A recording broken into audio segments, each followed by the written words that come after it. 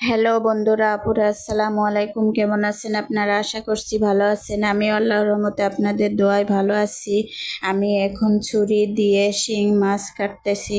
আমার জীবনে প্রথম ছুরি দিয়ে মাছ কাটা। জীবনে প্রথম একটা কাজ করতেছি, আর আপনাদের সাথে শেয়ার করব না তা কি করে হয়? এই জন্য ভিডিও করে শেয়ার করছি। ভুল ত্রুটি ধরিয়ে দিবেন আশা করছি। মাছগুলি একে একে সব কাটা শেষ, প্রায় একটি একটি করে সব মাছ কাটা শেষ করে ধুয়ে নিব। মাছ যে ধুয়ে নিব, ধুয়ে নেওয়ারও ভিডিও শেয়ার করছি। মাছগুলি আমি আগে থেকে ভালোভাবে ধুয়ে রাখি, যেহেতু কাটলাম এই জন্য একটু ধুয়ে নিতেই হবে। তারপরেও মোটামুটি সময় নিয়ে ভালোভাবে ধুয়ে নেব। মাছগুলি ধুয়ে নেওয়ার পরে আবার কেটে রাখা মিষ্টি কুমড়াগুলি ভালোভাবে ধুয়ে নেব, কারণ আজকে আমি শিং মাছ দিয়ে মিষ্টি কুমড়া রান্না করব। অর্থাৎ আমি আপনাদের শেয়ার করছি শিং মাছ দিয়ে মিষ্টি কুমড়া রান্নার রেসিপি।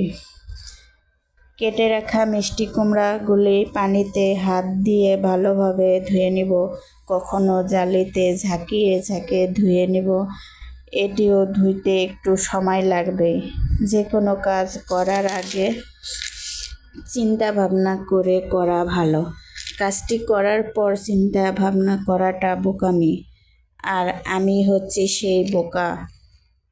আমি মনে করি আল্লাহ সবার মাথায় অনেক বুদ্ধি দিয়ে পাঠিয়েছেন দুনিয়ায়, আর এই বুদ্ধি খাটিয়ে চলাফেরা করা আমাদের নিজ নিজ দায়িত্ব। আমি এত বোকা, বুদ্ধি খাটিয়েও চলতে পারি না। মাঝে মাঝে মনে হয় বোকা আছি, ভালোই আছি। আবার কখনো কখনো মনে হয় শুধু ঠকেই যাচ্ছে। একটু চালাক হলে মনে হয় ভালো হতো।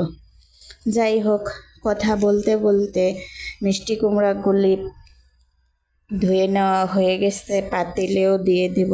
মিষ্টি কুমড়াগুলি পাতিলে দেওয়ার পর দিয়ে দিব লবণ পরিমাণ মতো লবণ দেওয়ার পর দিয়ে দিব কেটে রাখা কাঁচামরিচ, সাথে দিব মোটা করে কেটে রাখা পেঁয়াজ। পেঁয়াজ দেওয়ার পর দিয়ে দিব একটু চিনি দেওয়ার পর দিয়ে দিব হলুদ পরিমাণ মতো, গুঁড়ামরিচও দিব অল্প করে। লবণ, মরিচ, গুঁড়ামরিচ, হলুদ, চিনি দেওয়ার পর এইবার দিয়ে দিব সরিষার তেল। আমি আজকে শিং মাছ দিয়ে মিষ্টি কুমড়া রান্না করব সরিষার তেল দিয়ে। তেল দেওয়ার পর একটু চিন্তা করে দেখি আরও কিছু দেওয়া বাকি আছে কিনা। খানিকক্ষণ তাই চিন্তা করলাম, না আর কিছু এখন বাকি নাই। তাই তো কাঠের চামচ নিয়ে মাখানো শুরু করলাম।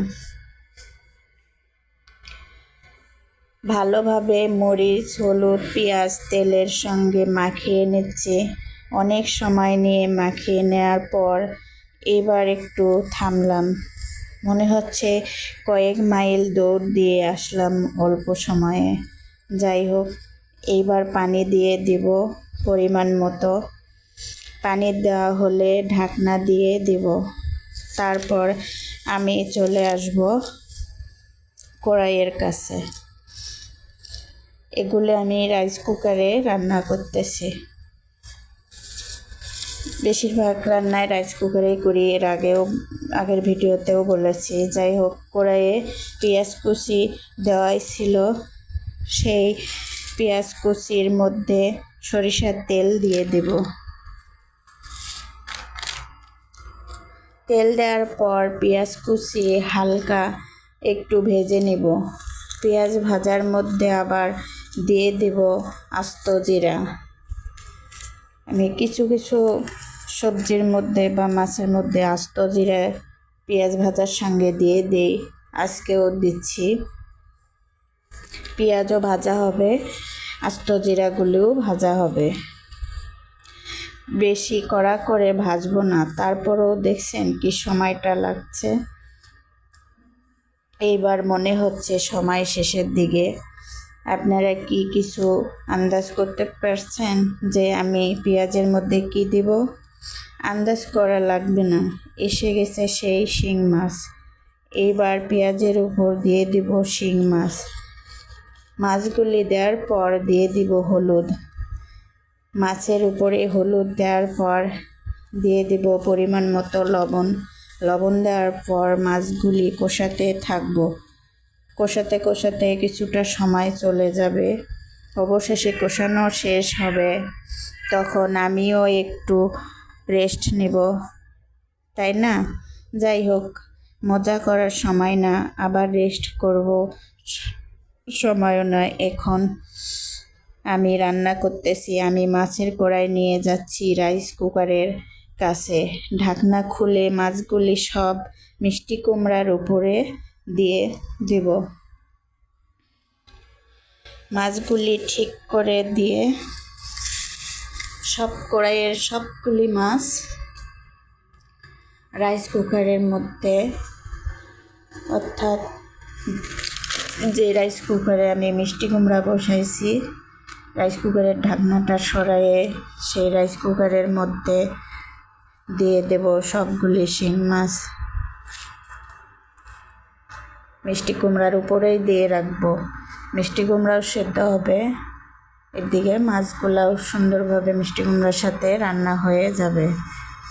সবগুলি মাছ দিয়ে মাছগুলি একটু ঠিক করে দিয়ে আবার রাইস কুকারের ঢাকনা দিয়ে রেখে দেব। রান্না না হওয়া পর্যন্ত ঢাকনা দিয়ে রাখবো। এইভাবে মিষ্টি কুমড়া শিং মাছ দিয়ে রান্না করব। খেতে অনেক ভালো লাগে, আপনারাও করে দেখবেন। ভালো থাকেন সবাই, আল্লাহ হাফেজ।